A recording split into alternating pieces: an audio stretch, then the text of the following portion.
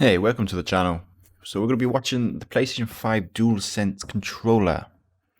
See more information about it, I guess. See what he has to offer. I don't know how long this is. I'm just going to be reacting to it. Looking forward to the PlayStation 5. As soon as we'll be able to pre-order it, I'll put my pre-order in. But yeah, I'm quite interested in see if it's at all similar to the PlayStation 4 controller. See what happens. I'm loving the look of it anyway. The design is quite cool. There it is.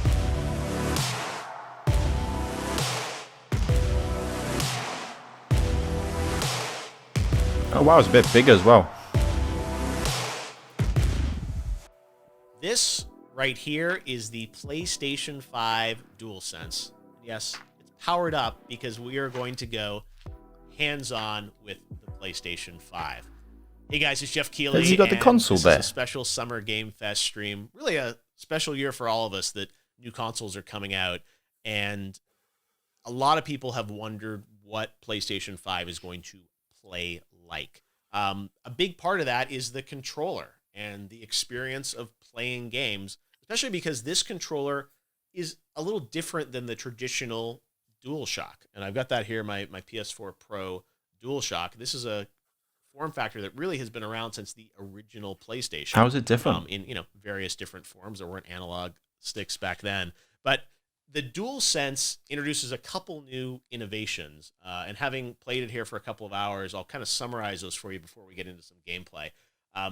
The big things that I've noticed are the adaptive triggers, the L2 and R2. So outside of the game environment, you just kind of pull these down like any controller. But when you're in a game, there's actually the possibility to create tension points or haptics inside of these adaptive triggers. So imagine pulling this down and feeling the pressure from a bow in a bow and arrow, or even in an action game, pulling this down and feeling active reload points, where designers can actually create tension points as you. That's quite cool. At certain percentages, and give the player feedback. So I think that's a unique sensation that is going to have a pretty big impact, I think, longer term on gameplay.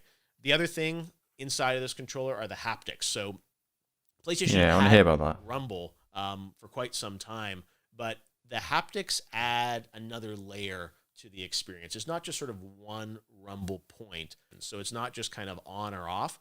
There's the ability to create other sensations. As you'll see in this demo I'm going to show you of Astrobot's Playroom, you'll see what ice feels like, what sand feels like, in different surfaces.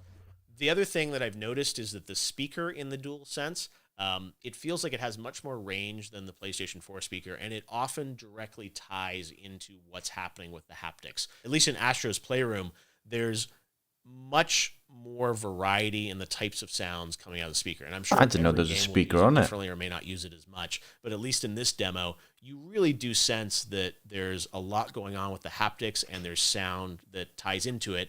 And then when you combine that with the Tempest 3D engine in PlayStation 5 for the speakers, the sort of harmony between the controller sound and what's happening in the PlayStation 5 is really, really unique and interesting.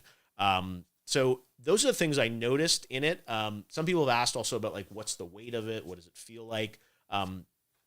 Compared to the DualShock for PS4, it definitely weighs a little bit more, but doesn't feel substantially That doesn't bother me. heavier. And if anything, I think it actually has a little more heft to it, in a good way, that it feels more structured, and there's more sort of inside of it. So centered, but definitely feels good to me. So let's talk about what we're going to play today. What we're going to check out is Astro's Playroom, and that is the game that comes packed with the PlayStation 5.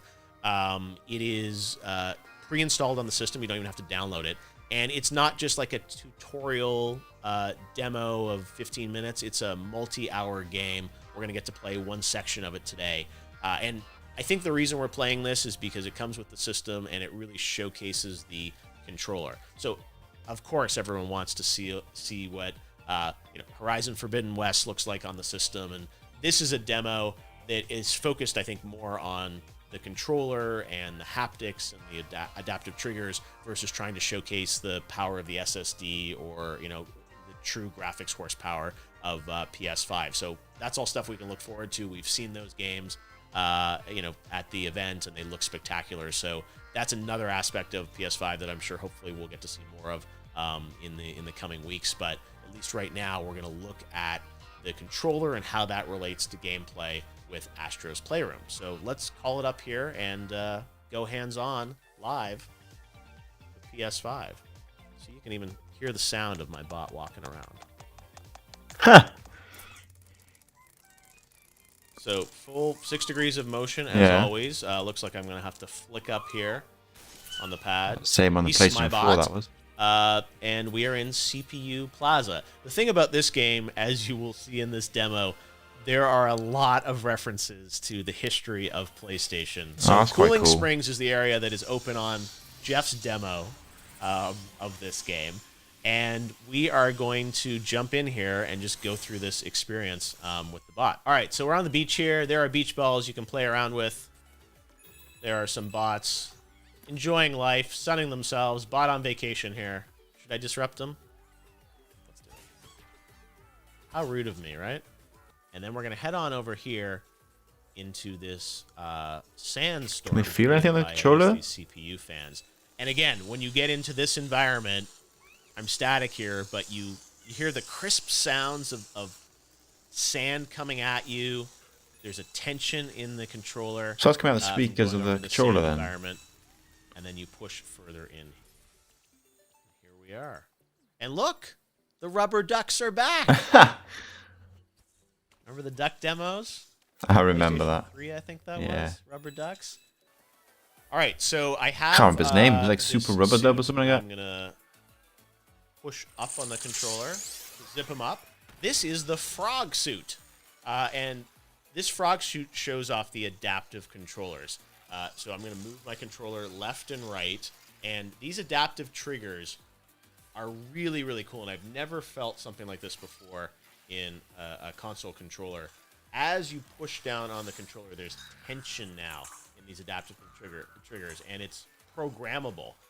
One thing that I think is really fun about this demo is it makes you think of how these technologies are going to be used in other games. If developers use it, though. Clank. I mean, obviously a lot of this gameplay similar in style to a Ratchet game, so you think of all those crazy graphics that we saw on the stream, but with this type of control and this kind of fun. So now we've made it to the frozen pool. Oh, I noticed. It has got a light bar in front. So does that mean, like, and here, PS4 if the PlayStation VR is compatible with PS5, and again, can't use that controller because there's no light. See this ice, but you hear a storm literally inside of the DualSense, and sort of a small little rumble from the haptics. Little ice shards here. As you go past every ice shard, you hear the little tink of the ice shard. I wonder if, like, if I put this up to the mic, this is not ASMR. This is PSMR. Do you guys hear that? His little footsteps? Yeah, I can hear it. All this is coming out of the controller. Got a checkpoint here. Now this one, you actually have to blow into the controller. Is that just like the microphone thing? That's been done before. And this one, you pull back, just like a bow and arrow almost. And look, I unlocked a PlayStation 3. I have a PlayStation 5. Well, I had a lot of fun playing with the DualSense controller and Astrobot. And I wanted to get a little more information on all things PlayStation. So joining me now is the worldwide head of marketing at PlayStation, Eric Lempel. Eric, how we doing? Hi, Jeff. How are you? I'm doing pretty good. I got to go hands-on with PS5, which was a nice surprise this week. I was not expecting it, but lucky guy. Full of surprises for PS5. It looks like. Yeah, and you're one of the first to actually touch the DualSense outside of the company and the developers. I'd love to know what you think. This is a big thing for us. Yeah. Are they going to announce something now, or is just more information about the controller? Playing with everyone, but the fact that I got it here and got to play it was really special. And I have to say, after watching the event and seeing the games, I was excited. But the gameplay feels like a whole other dimension to the experience with what's happening with the adaptive triggers and the haptics and everything. So it was one of those things that I was playing Astrobot, but imagining all the other games, how that's going to impact the experience. And One thing I'd heard is that that demo or version of it, you guys actually shared with developers initially. That's true. So what you played is a part of a title called Astro's Playroom. It was in our show a few weeks ago, and it's installed on every PlayStation 5. So everyone who buys a PlayStation 5 will get this game, and it really shows off a lot of the features of the platform, but really does a great job of showing all the benefits of the DualSense controller. So what we did is early on, we had another version of the title that we took around to the developers that were engaged in PlayStation 5 development and showed them what was possible with a title. And it's been a great example, and it's really opened up people's minds to how they can use this new device and really the new features of the controller. But I would say when people get their PlayStation 5, that should probably be one of the first things they do is just jump in there and experience this because as you've seen, it's pretty special. No, we've been using the same a similar kind of form factor of DualShock for many, many generations, and obviously adding analog sticks and rumble and things like that, and the touchpad. But this feels like it's a bit of a redesign, but I really like how it feels in my hands, and I imagine I for think I'm gonna like the PlayStation when you controller. were conceiving a I love the PS5 look of it. and Mark Cerny was architecting it. I imagine the controller and a lot of those innovations were kind of right there at the beginning as something that you wanted to put into the system. It's true. As we've said many times with PlayStation 5, it's a brand new generation, and we believe in generations. So we want to evolve every part of the experience. And the controller is really the most intimate part of the experience. It's the extension of the player. So, we thought a lot about this. And one of the things we could have done is just iterate on the DualShock. We've done that for many years. The gamers absolutely love the DualShock. They tell us it's the best controller we've ever made, the latest edition. But we thought, no, let's go a step further. Let's see how a new generation can express a whole new feeling. And that's where the DualSense came about. Good So shout. early on, it was part of the plan to evolve the experience. And there are many parts of that experience, but this is a really unique part that Yeah. truly takes a step forward in gaming. You mentioned you believe in generations. I guess it's a bit of a controversial opinion to some people about this idea that generations are going to sort of break with the past, right? And I wanted you to maybe talk a bit about that because it does seem like that's like a cardinal sort of virtue of the PlayStation promise is that there is this sort of break from the past, a new generation with a new console games optimized for that system versus kind of working across you know multiple devices and multiple generations. Can you maybe give us a little bit more perspective on the controller being a part of that, but that view, which is obviously counter, we've seen Xbox saying something different around that. Why is that so important to PlayStation as a principle of the sort of the architecture of PlayStation 5? Well, specifically for us, a big pillar of our company is innovation. It's a pillar of Sony Corporation. It's also a pillar of the PlayStation Company. And we are always trying to push the boundaries. We push the boundaries of play. That's what we say internally. We want to excite gamers. We want to deliver new experiences. So as we go into a new piece of hardware, it really has to check the box on a lot of different areas to fulfill those promises. And we a lot of developers about this. We've gone out there, we've talked to people about what they want in a next generation console. And really to do that, you've got to deliver a lot. And I think what's really unique about the DualSense is that it plays into another one of your senses. But we're covering a lot of the senses with PlayStation 5. I mean, first and foremost, I'd say in gaming, for the history of gaming, the first sense is seeing. It's all the visuals, it's the graphics, and naturally, with every generation, the graphics improve. And with PlayStation 5, we're taking a leap forward there. And then there's sound, and we're introducing a new form of 3D audio, which will be really powerful no matter what you're playing, no matter I how can you're imagine that playing. being quite And then the amazing. next piece is touch. And touch has been around for a while. We've had force feedback. Of course, we've had different types of force feedback and rumble in the DualShock, but this takes that to a whole new level. Similar to what gamers have expected from other generational shifts, this brings it to a whole new place. I mean, it's haptic feedback. It's these adaptive dynamic triggers. I mean, something no one's ever experienced before, and it really brings you closer to the game. And the biggest joy for us is putting this in the hands of developers because developers want to push the technology as far as it can go to tell stories and really bring the gamer into their worlds. And we believe all of these things combined, as well as all the other great PS5 features we spoke about really lead to a next generation experience. And in many cases, we can't take everybody with us from previous consoles into that experience. You need new hardware, you need new devices to experience what these developers want you to experience. And I imagine, PS4, there'll still be games coming out for it. I mean, it's not like the pipeline stops there, but there's this sort of new set of experiences that will be exclusive to PS5, right? Exactly. PlayStation 4 is a big part of everything we do, and it will continue to be a big part of everything we do. There's a lot more to come on PlayStation 4. I think most recently we're seeing, some of the greatest titles this generation have released in recent weeks, but that will continue. And again, PlayStation 5 is the next generation product, but again, we've got a lot to come for people on PlayStation 4. Still a ton of life in that product. When I was playing Astros, one of the things that my mind started racing with was thinking of how this is going to apply to a game like Ratchet, because sort of similar gameplay style, but with the audio, the speaker in the DualSense, and the haptics and the adaptive triggers. Can't wait for this game. One feature we haven't I love talked much Ratchet and about Clank. is the SSD and that sort of input output on the device, and how that's going to allow a lot of interesting things. And when I saw the event in June, that Ratchet trailer just blew me away with like jumping between those worlds so quickly. And could you maybe talk a bit about like that feature, which I didn't really, Astro's not a game I think that really is dry, needs the SSD to function the way it is. Can you talk a bit about the SSD and how that's going to impact the experience? Sure, sure. And this ties back nicely to your question about generations, because when you look at a game like Ratchet, and we've talked about a lot of different features today, and as you mentioned, we haven't mentioned SSD. That is another thing that will make the whole gaming experience different. It'll make it better, but it also allows the developers to do new things. It isn't just about faster loading time.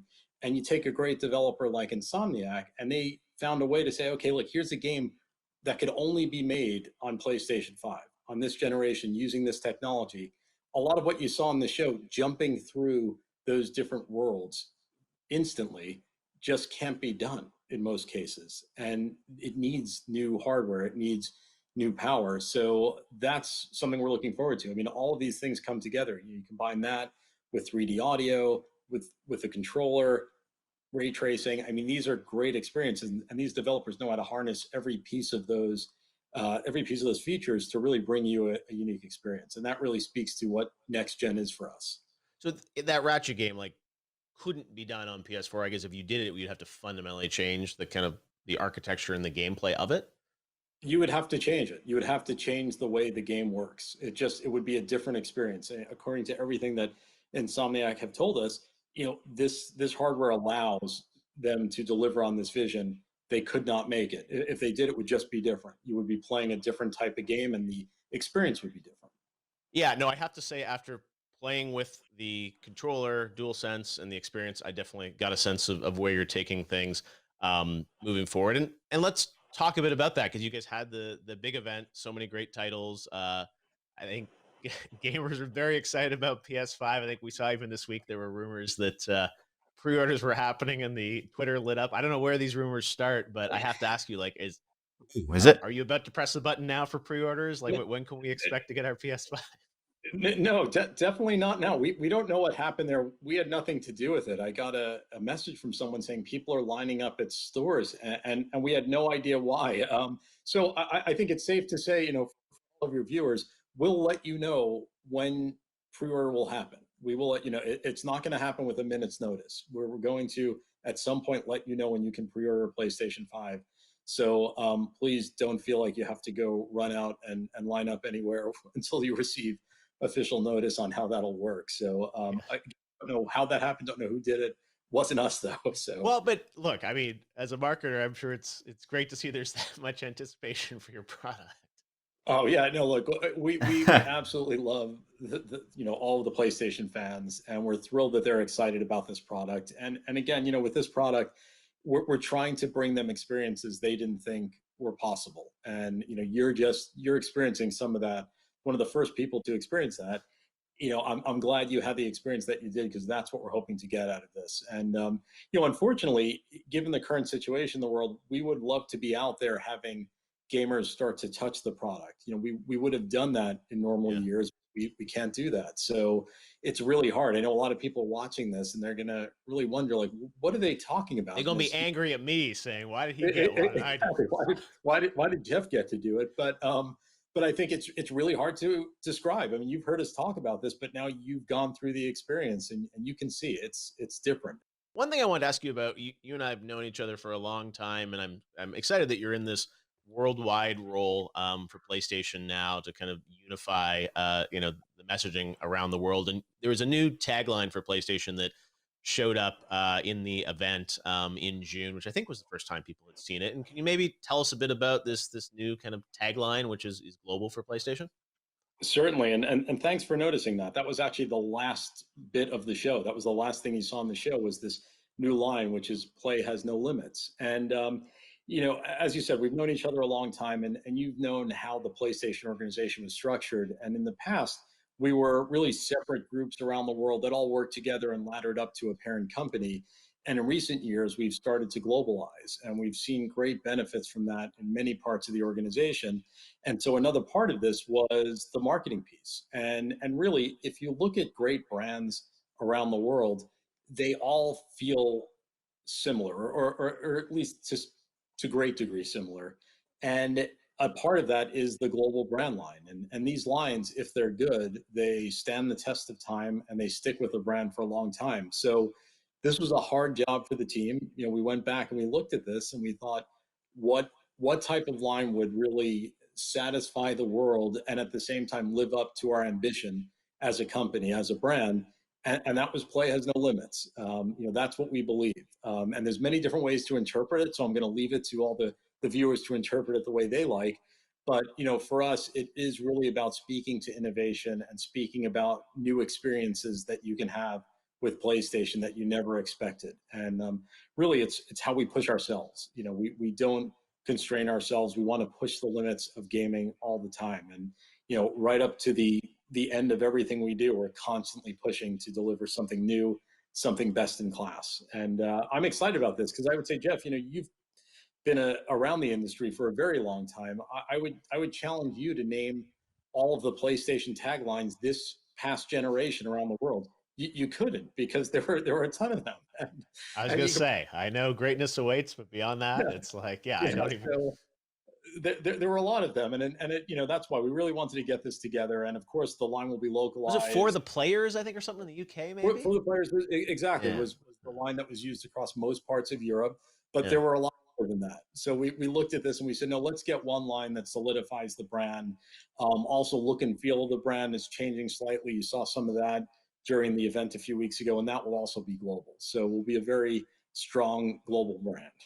Well, again, there's a lot of love for PlayStation and what you guys have teased us with PS5 this year. I think it's been such an interesting rollout of, you never know when something's going to pop up on Twitter, or the box art itself was sort of like trending when you put out the Miles box. So who knows what's next? I can't let you go without everyone online wants to know about, like, are we going to get other colors of controllers or consoles? I imagine for It's an launch, it's interesting like question. hard enough to get one out, but is that on the roadmap? We'll talk about it at some point. Right Okay. now, it's, as you mentioned, it's a hard enough job to get the the unit that we've showed out. So, Yes. but we'll talk about it at some point. All right. Well, we know there'll be two of them, the all digital one as well, coming out, and we are I excited feel like there's not much being to said in see this what's in video. store for PlayStation. I'm sure there are more surprises, but yeah, it's an exciting year for the industry that these new consoles are coming out. I never thought there'd be a console launch in the middle of this. With I would never think my first hands-on would be in my own place with a PS5 controller, but I'll take it. And they quickly took it away, so I don't even have it anymore. So we will check it out again, hopefully this holiday season. Eric Lempel, great to have you with us, and thanks for giving us a little bit of hope and excitement this year about PS5. I think it's all something we need, and we look forward to playing it later this year. Thanks, Jeff. It was great speaking with you as always. Is that it? Oh, I was expecting a lot more. I didn't really speak through that because I had nothing to say, really. I was just listening to them, but they didn't really give any more information. I thought we were going to say a bit more about the controller, but I guess it said everything it could. It is interesting, though. Yeah, there's not much to say. It wasn't the most entertaining video I've made, but still looking forward to it. I can't wait. I was hoping they were going to announce something about pre-orders, at least. More about the controller, really. Anyway, thanks for watching. I'll see everyone in the next video. Bye.